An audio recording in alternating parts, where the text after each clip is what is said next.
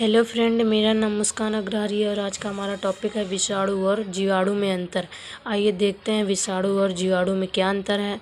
विषाणु और विषाणु में ये समस्त 10 माइक्रोन से 300 माइक्रोन आकार के होते हैं और ये सामान्यतः 2 माइक्रोन से 1 माइक्रोन आकार के होते हैं। ये निर्जीव तथा सजीव के मध्य की कड़ी होती है। जो निर्जीव जंतु होते हैं और सजीव जंतु होते हैं उनके बीच की कड़ी विषाणु होती है। जीवाणु सरलतम आद्य प्रिमिटिव होते हैं। जैसे प्रिमिटिव प्रोकैरियोटिक में प्रो को प्रिमिटिव कहते हैं, इसलिए ये जीव प्रोकैरियोटिक में पाए जाते हैं, इसलिए ये प्रिमिटिव टाइप के होते हैं। विषाणु में कोशिकाएं संरचना नहीं होती हैं, लेकिन कोशिकाओं में पूर्व केंद्रीय होती हैं। इनमें जो जीव द्रव्य नहीं होता है और इनमें जीव द्रव्य होता है।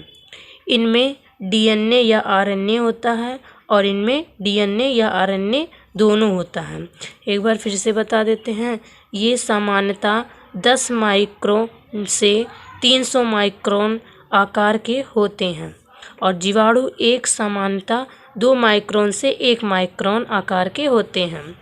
ये निर्जीव तथा सजीव के मध्य की कड़ी होते हैं और जीवाणु सरलतम आद्य प्रिमिटिव टाइप होते हैं।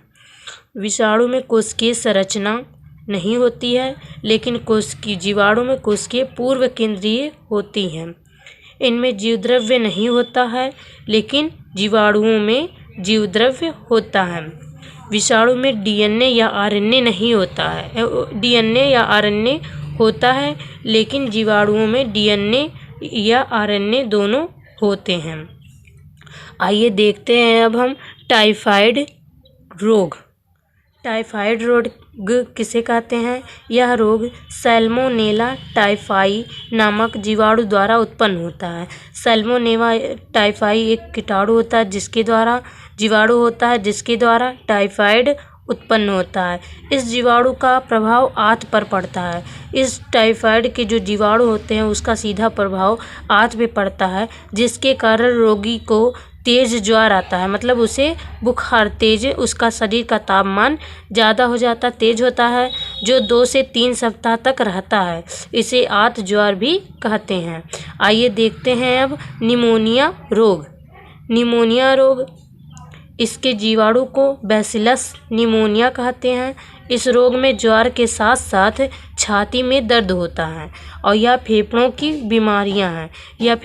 बीमारियां होती हैं और इसके ज्वर के साथ साथ छाती में भी दर्द होता है। एक बार फिर से बता देते हैं, टाइफाइड यह रोग सैल्मोनेला टाइफाइड नामक जीवाणु द्वारा उत्पन्न होता है।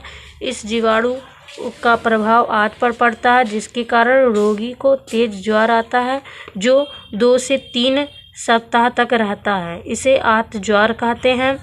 निमोनिया, इसके जीवाणु को बैसिलस निमोनिया कहते हैं। इस रोग में ज्वर के साथ साथ छाती में दर्द होता है और यह फेफड़ों की बीमारियां होती हैं। फ्रेंड, आज के लिए बस इतना ही। अगली वीडियो में एक अच्छा सा पार्ट लेकर आएंगे हम। आप लोग हमारे चैनल को सब्सक्राइब कीजिए, लाइक कीजिए एवं बेल आइकन दबाना ना भूलें।